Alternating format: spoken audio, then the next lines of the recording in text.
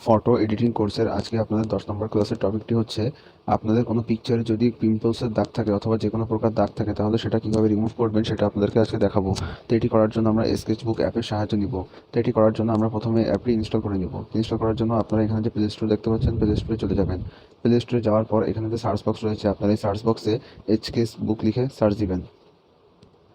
Sketchbook লিখে search দেওয়ার পর আপনার সামনে এমন একটি ইন্টারফেস চলে আসবে। তো এখানে 2 নম্বরে আপনারা যে অ্যাপটি দেখতে পাচ্ছেন, এই অ্যাপটি ইনস্টল করে নেবেন। ইনস্টল করার পর আপনারা অ্যাপটি ওপেন করে নেবেন। তো আপনারা এখানে স্কেচবুক অ্যাপের ইন্টারফেসটি দেখতে পাচ্ছেন। তো আপনারা সিম্পলি এটাকে ওপেন করে নেবেন।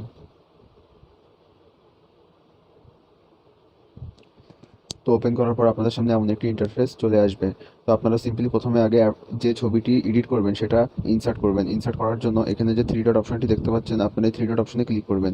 3 ডট অপশনে ক্লিক করার পরে এখানে যে ইম্পোর্ট ফ্রম ফাইল অপশনটি দেখতে পাচ্ছেন, এখানে ক্লিক করবেন। ক্লিক করার পরে আপনাদের সামনে এমন একটি ইন্টারফেস চলে আসবে। তো আপনারা এখান থেকে সেভ কারেন্ট স্কেচ এটাতে ক্লিক করবেন।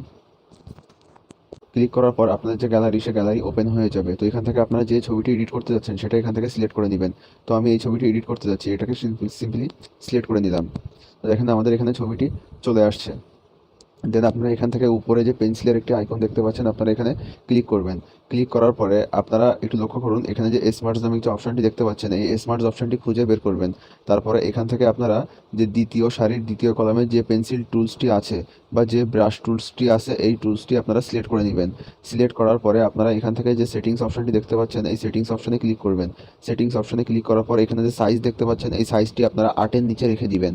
এবং এখানে যে ফ্লো এবং যে স্ট্রেংথ অপশনটি দেখতে পাচ্ছেন, এটাকে আপনারা 8%-এর নিচে রেখে দিবেন। তাহলে আপনারা ভালোভাবে কাজটি করতে পারবেন। কাজটি দ্রুত করার জন্য আমি এটাকে 12%-এ রেখে দিয়েছি, কিন্তু আপনারা এটাকে 8%-এ রেখে দিবেন। তারপরে আপনারা এখান থেকে যে গোল একটি কালার অপশন দেখতে পাচ্ছেন, আপনারা এখানে ক্লিক করবেন।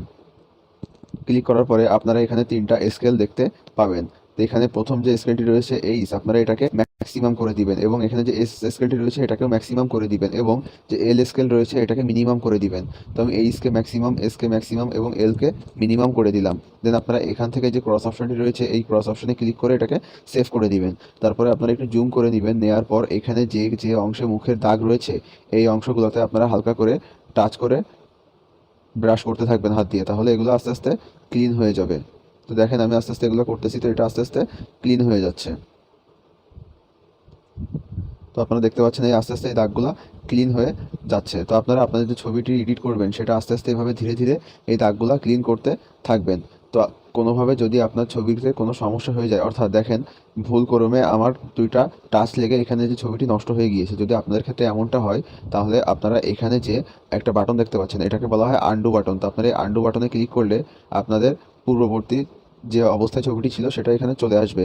অথবা আপনারা একটি এডিট করে ফেলেছেন, সেই এডিটটি যদি কোনোভাবে আন্ডু হয়ে যায় তাহলে সেটা কিভাবে ফিরিয়ে আনবেন, আপনারা এখানে আরও একটি বাটন দেখতে পাচ্ছেন, এটাকে বলা হয় রিডু বাটন। তো আপনারা রিডু বাটনে যদি ক্লিক করেন তাহলে দেখবেন যে এখানে আগে যে চোখে ছবিটি নষ্ট হয়ে গিয়েছিল সেটা আবার ফিরে এসছে। তো আপনারা এভাবে কাজটি করবেন। তো আপনারা এখানে প্রথমে আপনার ছবিটি যে অবস্থায় ছিল, অর্থাৎ পিম্পলস যুক্ত যে ছবি, সেই ছবি এবং আপনার এডিট করার পরে এখানে পিম্পলস মুক্ত যে ছবি, এই 2টা ছবি একসাথে আপনারা ফেসবুকে আপলোড করবেন। তো আপলোড করার আগে আপনাকে এই ছবিটি সেভ করতে হবে। সেভ করার জন্য আপনারা এখান থেকে যে 3 ডট অপশনটি দেখতে পাচ্ছেন, এই 3 ডট অপশনে চলে যাবেন।